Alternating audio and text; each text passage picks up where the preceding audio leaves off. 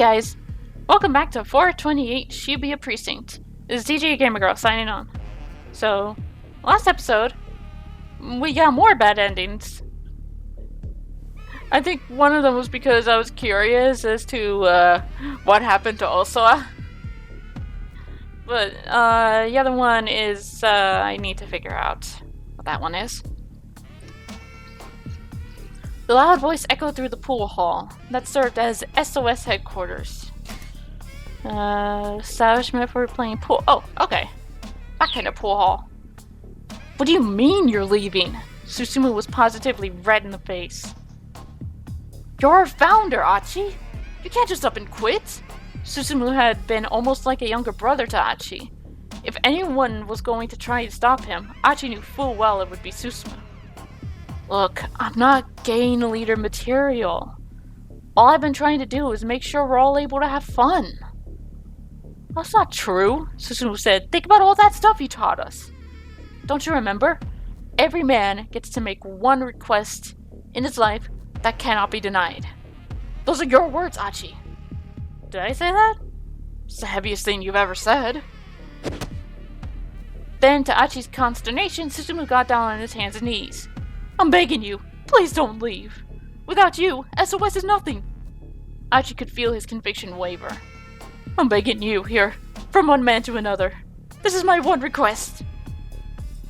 Susumu, I'm sorry. Achi could barely croak out the words. I'm leaving you in charge. You can't, Susumu pleaded. Please don't say that. Achi turned his back to him in silence. Please, Achi, why won't you listen? I can't possibly beg any harder than this. Enough with all the request nonsense, Achi grimaced. What? Look at you, down on your hands and knees like that. Pathetic. Ultimately stems from the Greek pathetikos, meaning subject to feeling or capable of emotion. Over time, the meaning changed to signify exciting the passions, arousing one's pity. Yeah, that's how we know the word pathetic. Achi spoke as harshly as he could, fighting to mask his true feelings. I'm fed up with you. All of you. With each word out of his mouth, Achi could feel his own heart breaking. But if he could make the others hate him, at least it would give SOS a reason to stay together. How can you say that? Don't you try and pull that crap! Susumu's tone had changed from sadness to anger. Fine then, he railed. I'm never asking you for anything again. I'll do what you want. I'll take the reins of SOS. Achi walked away, waving vaguely without looking back. Good luck. I mean it. Once he stepped out of the pool hall, he wiped the sleep across his face, came away wet with tears.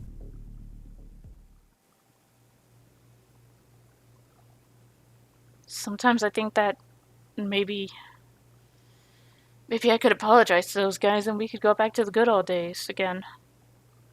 That's never gonna happen. Not unless Suzune gets better. He stared into the distance at nothing in particular. At least he'd sorted out how he felt about his former pals.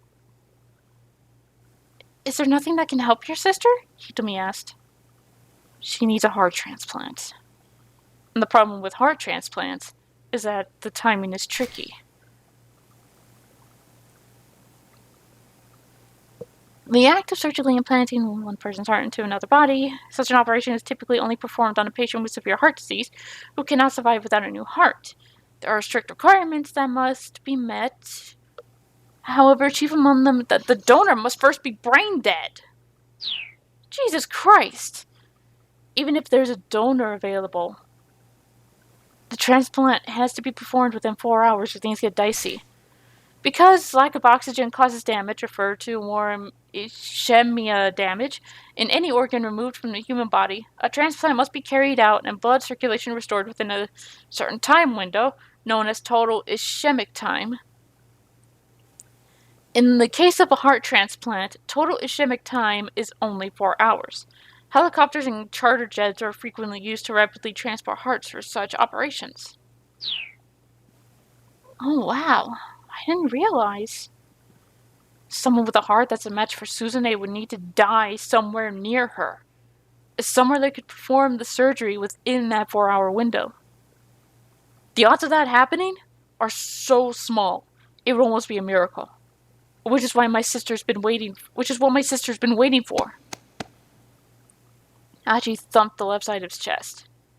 If my heart would do the trick, I'd gladly let her have it.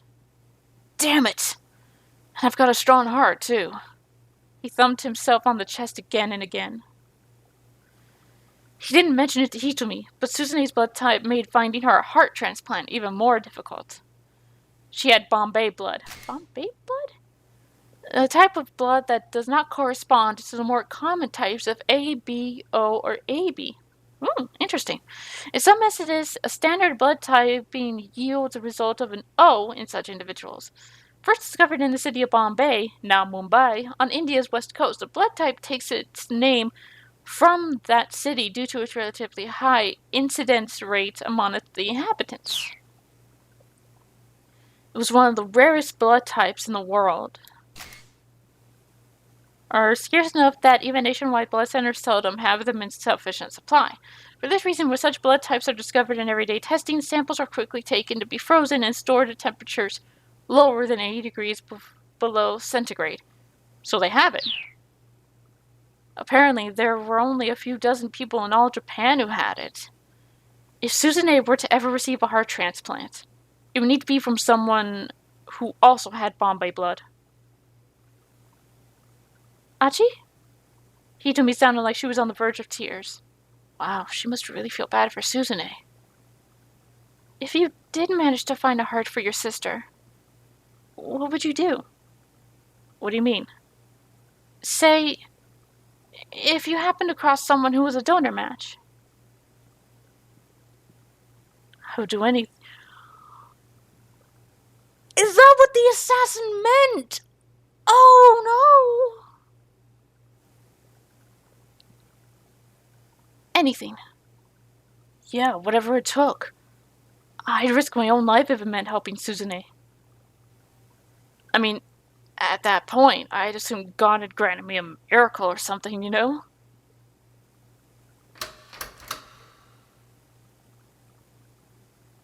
Mr. Tanaka? Unfortunately for these two, it's not Mr. Tanaka. Right now, Tanaka is at the Osawa. We can jump from there to get the keep out away.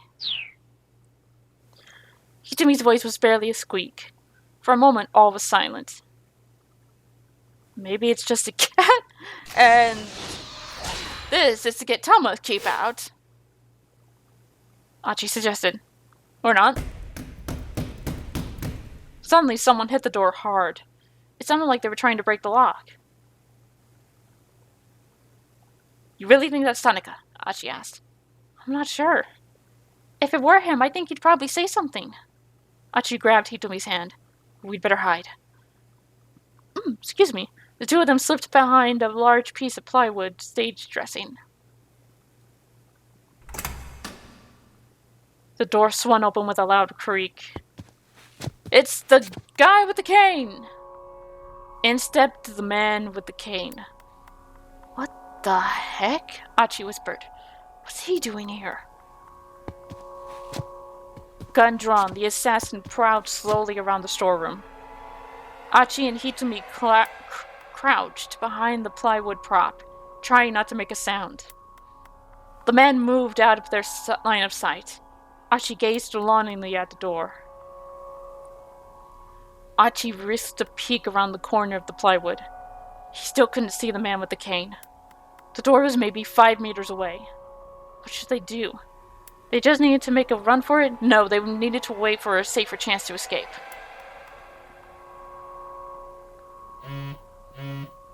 Achi heard the sound of a cell phone vibrating from behind a tall piece of plywood leaning by the door. The assassin stepped out behind it. He still hadn't spotted his quarry. I'm sure this is the place. His voice was low and confident. Uh-oh. Did he have friends? Still clutching his phone, the assassin wandered deeper into the storeroom. Achi and Hitomi took the opportunity to slip out the door. They ran through the alleyways back toward the main road. Before they reached it, however, They suddenly found their path cut off by one of the foreigners who chased them earlier, the accomplice of the man with the pipe. He stood waiting for them, holding a knife in one hand. Out of the frying pan and into the fire. If they turned back, Achi knew the man with the cane might catch up with them, and he had a gun. Achi slipped his sleeveless jacket and wrapped it around his left arm. He was going to have to use his left arm to guard against the knife while punching with his right hand. He clenched his fist and braced himself. Then, suddenly, he froze. Huh? A small, dark silhouette dropped from somewhere up above. Landing deftly, the newcomer lunged toward the man with the knife, closing the gap between them in the blink of an eye. Ugh! The figure delivered a swift chop to the back of the man's neck. He dropped to the pavement like a dead man, finally giving Achi a clear view of the shadow behind him.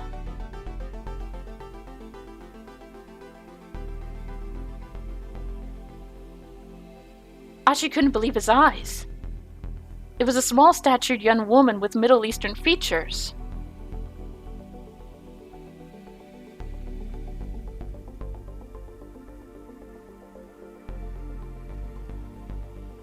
Hitami let out a little gasp.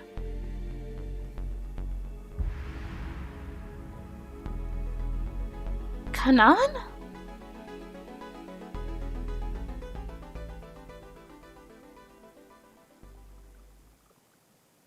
Canaan, wait! This is real. What? As in that Canaan? That Canaan.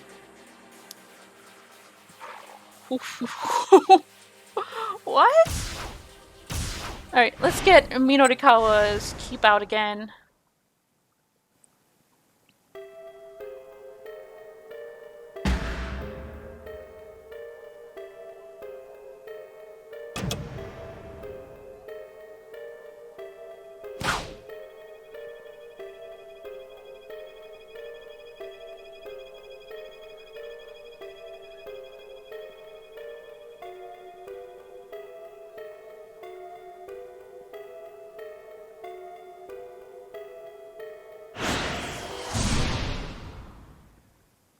We got that keep out back.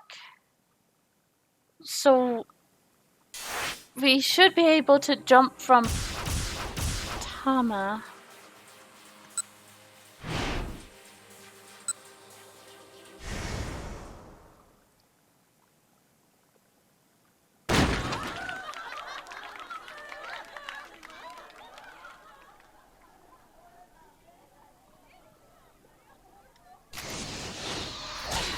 Yeah, cool.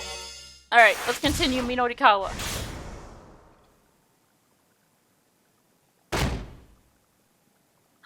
Oops! Sorry to keep you waiting! A girlish voice exclaimed. A moment later, a furry figure came charging into the demo room. The crowd fell silent at the sight of a young woman in a cat costume. The cat girl panted visibly. Her arms were loaded with cardboard boxes. You're late! The event organizer snapped. What the heck have you been doing? Grabbing the newcomer by one paw, he vanished with her into the back room.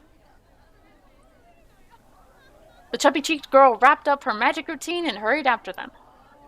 The audience stared at the now empty stage in confusion.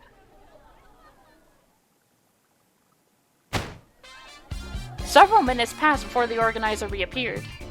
Ladies, terribly sorry to have kept you waiting, he called out. But now I'm proud to introduce to you the worldwide sensation that is Burning Hammer. At his signal, the young woman and the cat appeared on stage. Allow us to explain just how this revolutionary new diet drink works its magic, the young woman exclaimed cheerily. The cat nodded and threw out her arms. For the first time in human history, you can drink a single bottle and lose a whole kilogram. Just drink and burn that excess weight away. And with that, the sales demo was underway, a good 20 minutes behind schedule.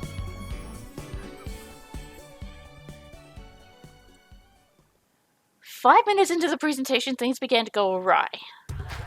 An angry clamor filled the room. What the heck are you trying to pull? I can't believe you'd actually try to sell something like this.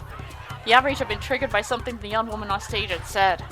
She inadvertently let slip that burning hammer was the sort of thing you could buy at a 100-yen shop. The would-be customers were furious to learn that they were about to be played for suckers. Most of them had immediately tried to storm out of the room. Now the organizer, the full-figured young woman, and the girl in the cat costume were at the door, trying their best to hold back the tide. Things that got them pretty interesting, really. Minorikawa pulled out his digital camera and started firing off snapshots of the angry crowd. Unfortunately, their frenzy was so intense that he was soon caught up with the flow and pushed out of the room. Fine, I guess I'll just need to do some interviews instead of getting pictures. Excuse me, he asked one woman. Would you mind if I asked you some— Shut your mouth! Would you mind telling me a little bit about— Don't talk to me! Could I get a word, unbelievable, just unbelievable. The women were so enraged that Minorikawa couldn't get any of them to give him the time of day.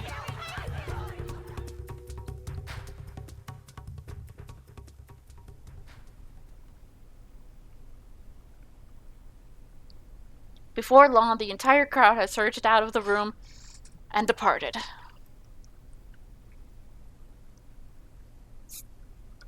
Oh well. Guess I've got enough to do a write-up at least. Though it would be nice to get a quote from somebody. He decided to try for an interview with the man who'd organized the fiasco. How'd the guy feel, for instance, about his product scam falling through? Heading back into the event room, Minorikawa passed by the cat mascot. That might be to unlock Tama's keep out. The cat gave him a tiny nod and walked off without a word. He couldn't see the face of the girl inside the costume, but she seemed genuinely dejected that burning hammer had been a bust. Hey, I'm Minoru Minorikawa, freelance reporter. I was wondering if I could have 5 minutes of your time. The organizer sat alone in the midst of his ruined displays. Oh, it's you. The man's voice had lost all of its earlier punch. Here, my credentials. Minorikawa handed him a business card. The man introduced himself as Yana Gishita, and Minorikawa got right down to business. So, your sales demo's over, Mr. Yana. How do you feel right now? How do I feel? Well, tomorrow's another day, I guess. Minorikawa was impressed by the guy's candor. I'm a little surprised to hear that, he said. I figured you'd be more disappointed. Oh, I'm plenty disappointed. I took a big gamble here to repay my debts and I lost. Yana didn't seem to be trying to hide anything. Debts? Minorikawa asked. There was a girl I fell in love with, Yana said. I wound up spending everything on her. He stared wistfully into the distance. Oh, interesting, Minorikawa said. You wouldn't be the first man to go to such lengths for a woman? Yeah, Yana said. I suppose not. A rueful smile crossed his lips. This guy didn't strike Minorikawa as the dyed-in-the-wool scam artist. But I decided that it was time to stop feeling sorry for myself, Yana went on. There are plenty of people in the world who have it way worse off. You know? You got that right. Minorikawa nodded in agreement. So I just figure, well, as long as I'm still alive, maybe another opportunity will come my way. A more earnest smile broke through Yana's forlorn expression. Minorikawa wished Toyama could have been here to hear this fellow. I have a friend who's in an incredible amount of debt myself, Minorikawa said. He runs a publishing company. There was a big mix-up with the scratch cards in his magazine, and— Scratch cards? It's not important, Minorikawa said hurriedly. Letting more people know about the whole scratch card fiasco certainly wouldn't do Toyama any favors. Anyhow, debt is a terrible thing, Minorikawa nodded sagely. Oh, by the way, this is unrelated, but are you familiar with a group called SOS? Apparently there's some legendary street gang here in Shibuya. SOS? Yana shook his head. No, never heard of them. Guess I'm not going to get any leads on that case here. Minorikawa wondered if there was anything else worth asking this guy. Maybe Yana would be willing to take his Shibuya Now survey. Honestly, we should probably just move on. No, nothing really came to mind. It was about time to wrap this up. Thank you for your time, Mr. Yana. If you'll excuse me, though, I have to get to another interview. Oh, no, of course. Allow me to walk you out. Yana rose to his feet and as Minorikawa got up to leave. That won't be necessary. It's no trouble. I'm heading out now myself. Gotta run before those guys show up. What guys do you mean? Oh, nobody. Just a personal thing is all. They parted ways outside the building and Minorikawa headed off to the cafe to put his article together.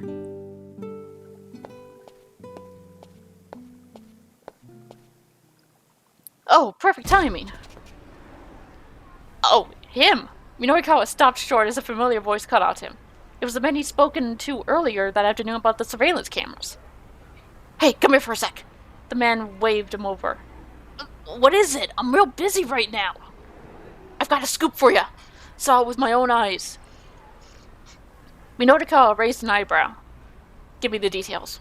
Okay, so a little while ago, I saw some foreign guy in handcuffs arguing with someone who looked like a detective. A foreigner in handcuffs? Had there been some kind of international sting or something? Whatever the case, it wasn't such a rare thing to see. Where was this? Just over there, behind the police station. Minorikawa furrowed his brow. A suspect arguing with a cop outside a police station wasn't all that weird. Still, he had a feeling he was missing something here. Excuse me. Sorry. Well, the big thing is what happened afterwards, the man said. Afterward. The man leaned in conspiratorially. The detective undid the guy's handcuffs and let him run off. What? I had a feeling Tatano was involved somehow. Well, what? I'm telling you, man, it had to have been like a bribe or something. A bribe. That seemed unlikely. I swear that's what it had to be. There was some wheel greasing going on. You're not making this all up, are you? Minorikawa asked. He regarded the man coldly, but the guy still seemed quite legitimately worked up. It's all true! Please, you have to report this to the police right away. Why do I have to?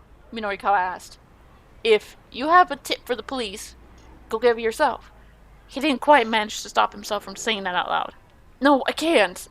I'm no good when it comes to police. Besides, they're never gonna believe someone like me.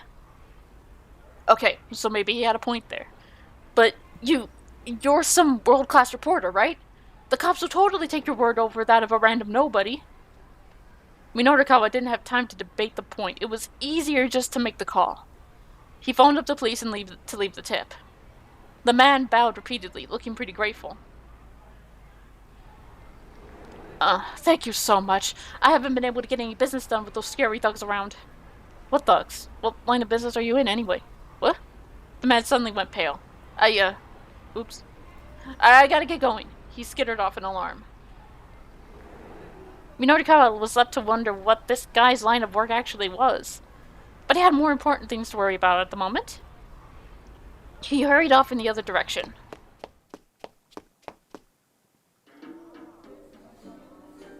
Before long, he had arrived back at Café Loche.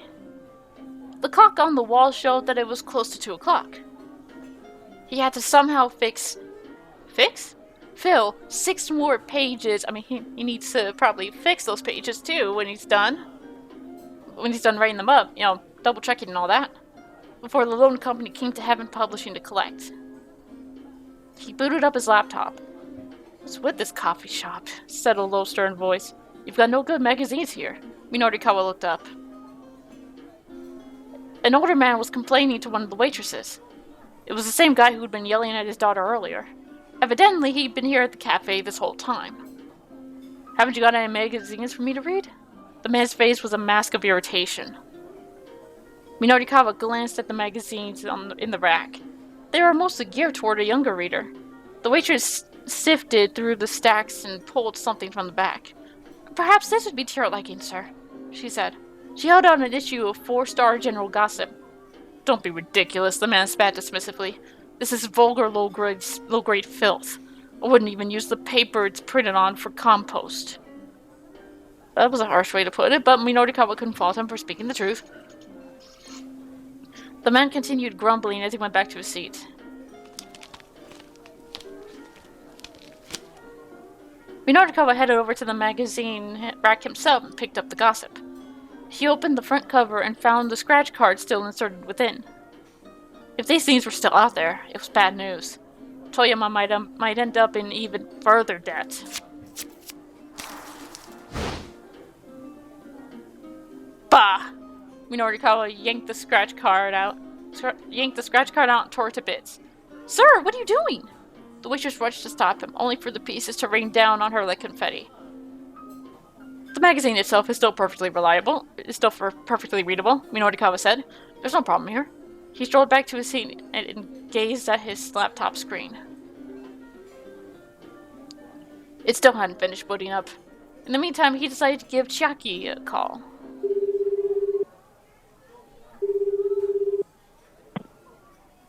She picked up right away. Hello? Minorikawa asked. Hi there, good to hear from you, Chiaki replied. How's progress? I did it! Chiaki said, her voice overcome with emotion. I managed to get people to hear me out. Of course you did. You got your pointers from me. Yes, I couldn't have done it without you, Mr. Mino. Mino. Her mood had done a complete 180. I'm gonna call him that from now on. Mino allowed himself a little sigh of relief. Okay then, he said. Head back to the editing department and put together an article for me. You got it, sir, Chiaki chirped in reply. I'll email you as soon as I'm done with things on my end, Minorikawa told her. Just use DTP to slot your piece into the right spot in the layout. Abbreviation for desktop publishing refers to the process of editing a manuscript's layout on a computer preparatory to sending it to the printer. Also used to refer to the software used for creating such layouts. Creating layout data that is ready for printing but has not actually been printed yet is also sometimes called a DTP. Sure thing! Minorikawa hung up, then rolled up his sleeves. He sure was towing a pretty narrow line today. The Burning Hammer event had kept him a little longer than anticipated, and now he needed to clean up his copy as soon as possible in order to stick to his schedule. When he turned back towards his laptop, however, he froze with shock. What? His laptop monitor was still a black, empty screen. There's no way it would take this long to finish booting up. Oh, it couldn't be. No, don't let it be true. Had the computer decided to pick now, of all times, to give up the ghost? Minorikawa felt the blood drain from his face.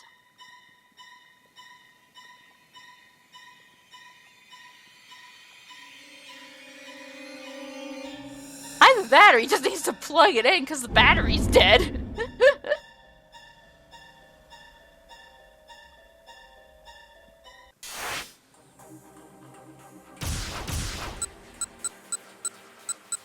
Okay, we got 2 jumps. Let's do Kenji Osawa. Cause that ended on one hell of a friggin' cliffhanger.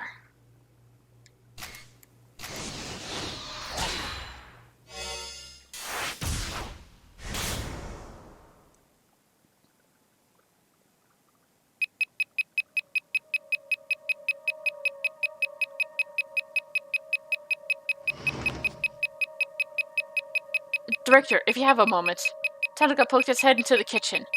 I've got something urgent to discuss with you. Yes, of course. Also, I took the bug tracker from his pocket and handed it back to Kajiwara. I won't be needing this anymore.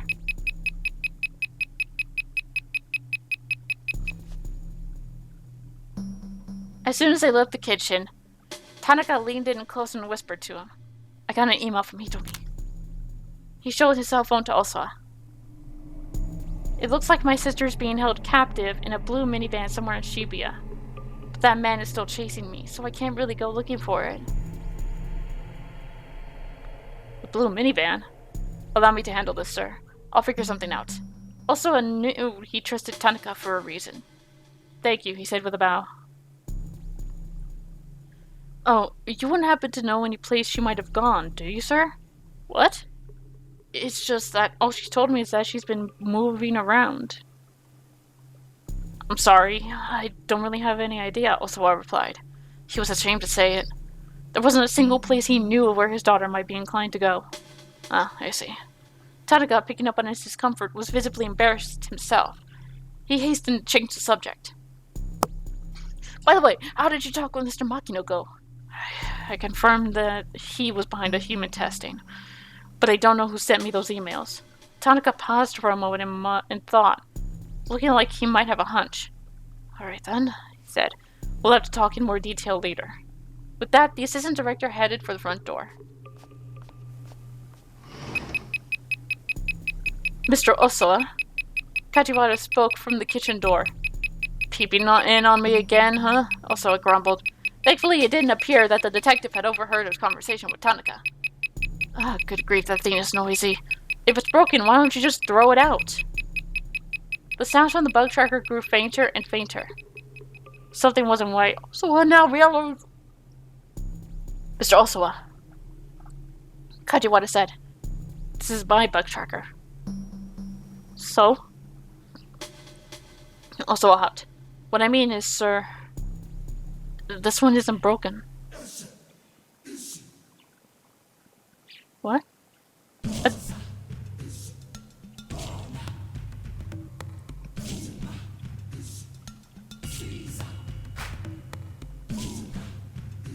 Dude! Music just got real nice.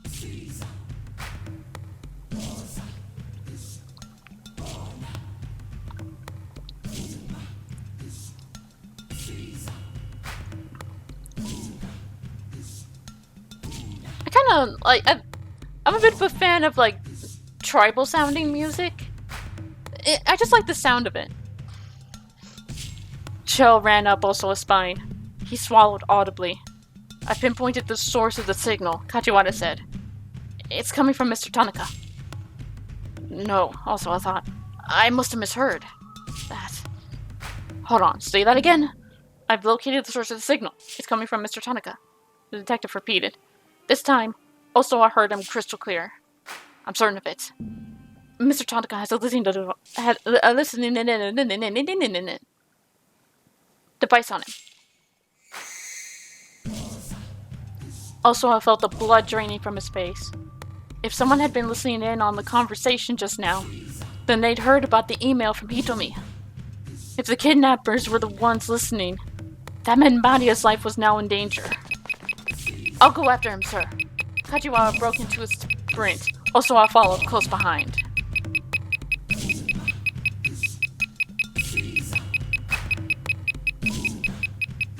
Son of a bitch! Alright, fine. We'll do Tama.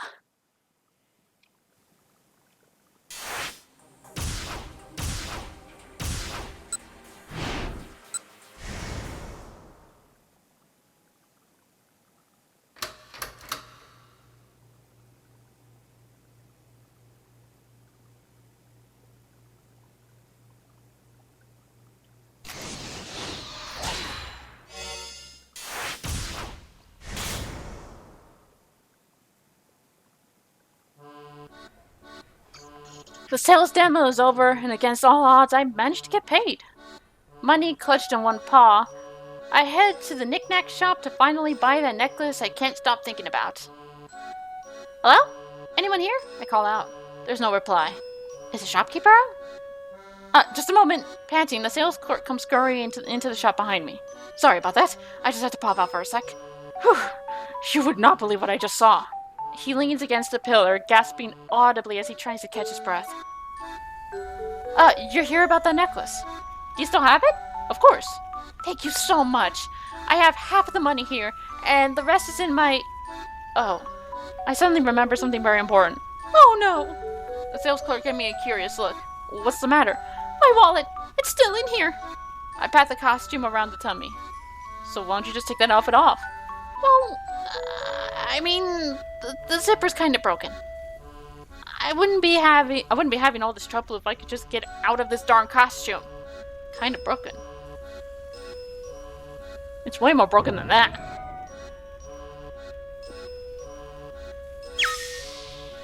The sales clerk points me to a full-body mirror.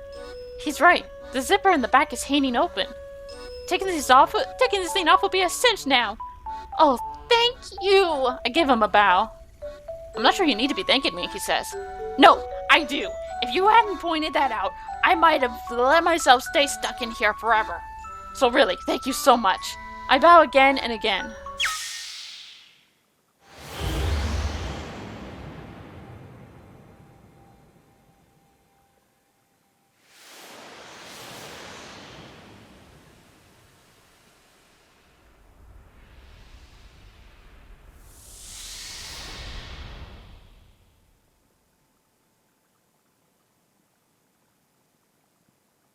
And we finally see her face.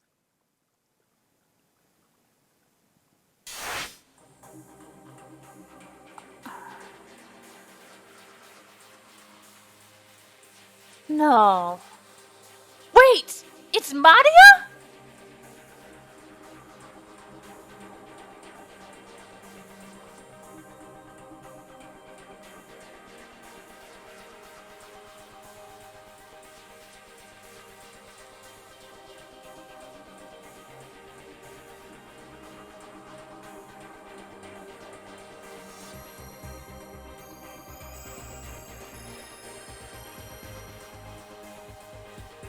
Tama was Maria this whole time!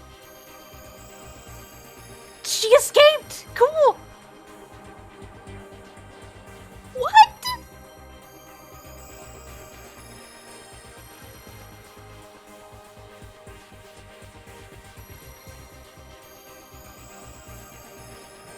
Okay. I have to finish this.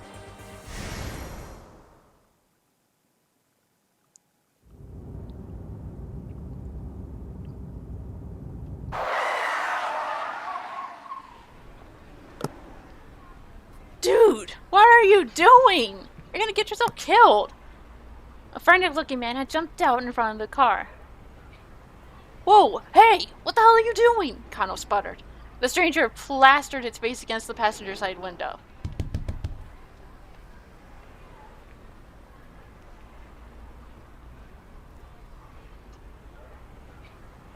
Open up, he shouted. Open the door! The guy showed every sign of total panic.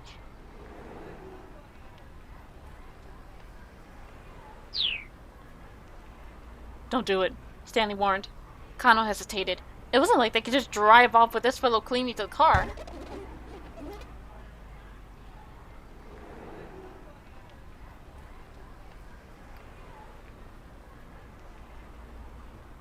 Props to the actor. This guy knows how to make some of the best faces. Prime thumbnail material. Please, you gotta help me. The man slipped his fingers through the gap in the window, trying to force it further down. Help me! Whoa, hold on. What's your deal? Help me! Sir, just tell me what. Help me! Look, up ahead, Stanley exclaimed suddenly. Kano whipped his head around. There, walking along the sidewalk ahead, was Al Katawan, very much not in custody. What the hell? Kano tried to jump out of the car, but the frantic stranger got his upper body wedged in the window, and the door wouldn't open.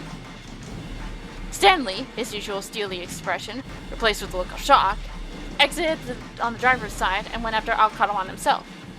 Kano shouted at the men in the window. Get out of the way, Stanley wait. Alright, get in. Get in. If the guy was that desperate to get inside, Kano wasn't about to stop him. Besides, he needed to get the guy to calm down and let go of his arm. Ow! The man yelled. Let go! Let go! He was the one holding on. Why was he demanding to be let go? What the hell's going on? Just as Kano's thought was forming, the crazed stranger was yanked back out of the car, dragging Kano with him. A pair of rough-looking men had grabbed him by his lower body. No! No! He screamed. I can't do 80 days of hard labor! Somehow he was still managing to cling to the car door.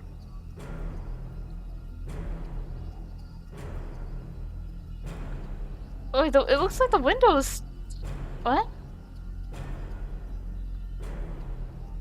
Just give it up and let go already, snarled one of the assailants. The pair had shifted their grip and pulled even harder.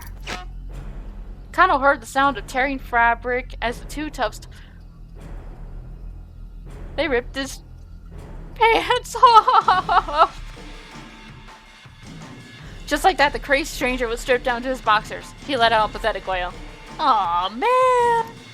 The two toughs burst into uproarious laughter at the sight. Now's our chance, one of the men should sputter. The pantsless man snatched up his ruined garment and bolted like a startled hare. He started off incredibly quickly, in a manner of a fleeing rabbit. Yana runs a lot more like a rat than a rabbit, though.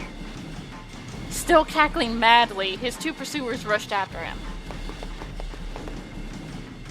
Canaan was still staring dumbstruck at the spectacle when Stanley returned to the car.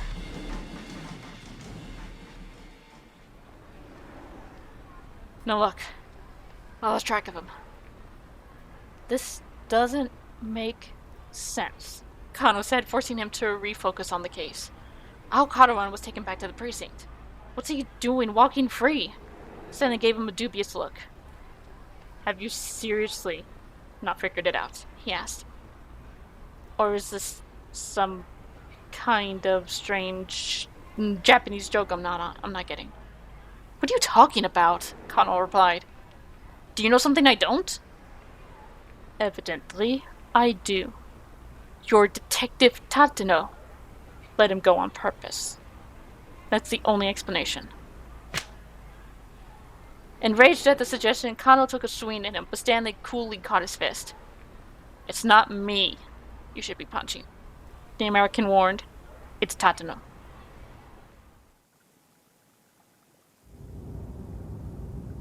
Abashed, Kano radioed up Kuze on the wireless. Sir, did Detective Tateno bring Teddy Al-Qadwan into the precinct? It would appear that Detective Tateno has gone rogue, Kuze replied with chagrin.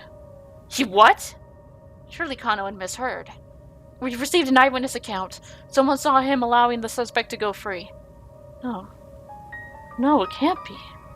We currently do not know Detective Tateno's whereabouts. Or just what the hell is going on with him? After Kano ended the call, Stanley let out a low chuckle. I see. Looks like you had a traitor in your midst. Kano grabbed him by the collar. Stanley snorted. What are you trying to pull here? Tell me what you know, Kano snapped. All I did is state the facts. Look, I watched that man risk his life to talk down a would-be arsonist. He's a dyed-in-the-wool detective. He'd never betray anybody. I see, Stanley murmured. Then he's the real deal. Kano started in surprise. He expected an argument. Good, he said. Glad we're on the same page. Tateno risked his life in order to get people to trust him. He's a dyed-in-the-wool spy, is what he is. Kano didn't have the words. His clenched fist trembling once more. He fumbled for his cell phone again.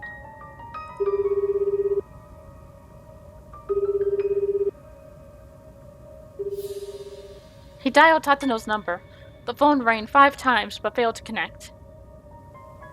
There has to be a reason for this, Kano muttered. Tateno must know something we don't. Really now? Stanley scoffed. And what makes you so sure of that? Because Detective Tateno was sure this kidnapping wasn't about the ransom.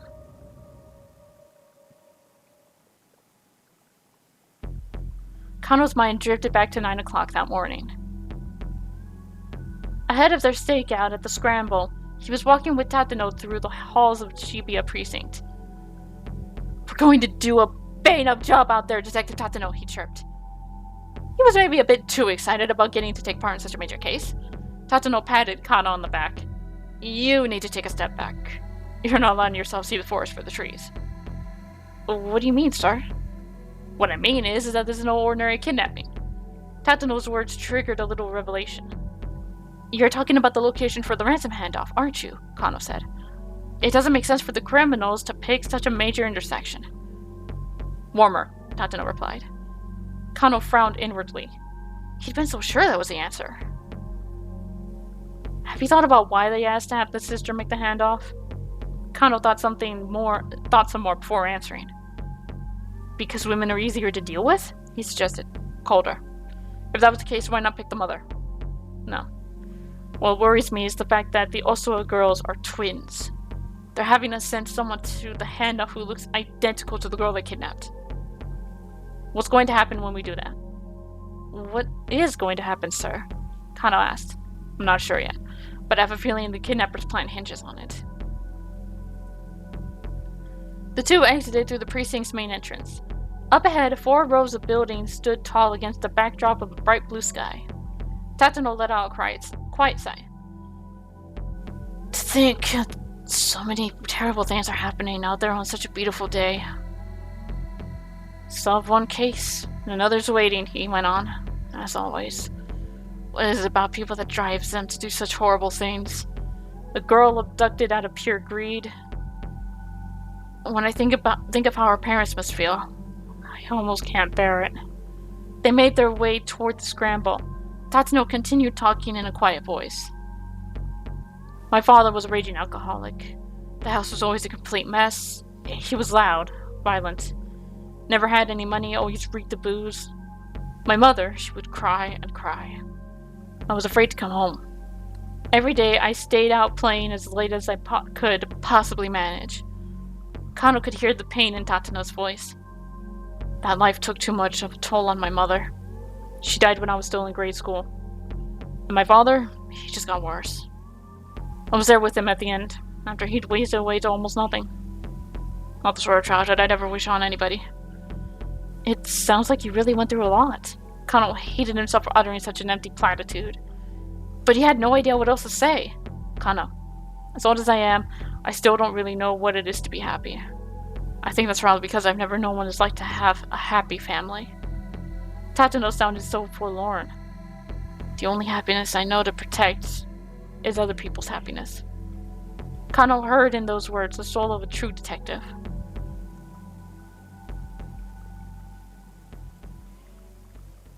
I just hope you're ready. Kano did his best to keep his voice low, as calm and level as he could, lifting up his clenched fist. Because if I find proof that Tatsuno is innocent, I'm planting this right into your jaw. Stanley just cracked a wry smile.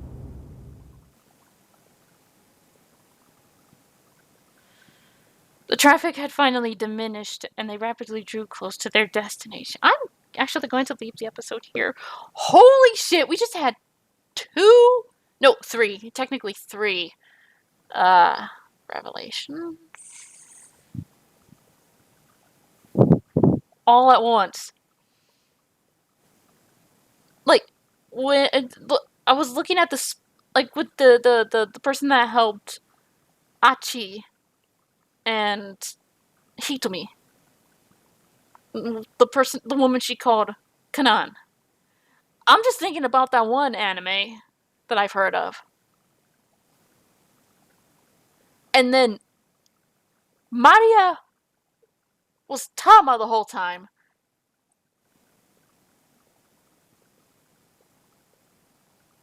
And Tanaka did have a listening device on him.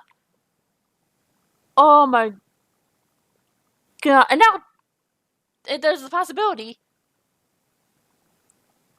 very high possibility, that Tatsuno's gone rogue. Whew, boy. Well, we're gonna have an interesting time going forward. I'll catch you guys in the next episode. Till then, this is the Gamer Girl signing off. Bye bye.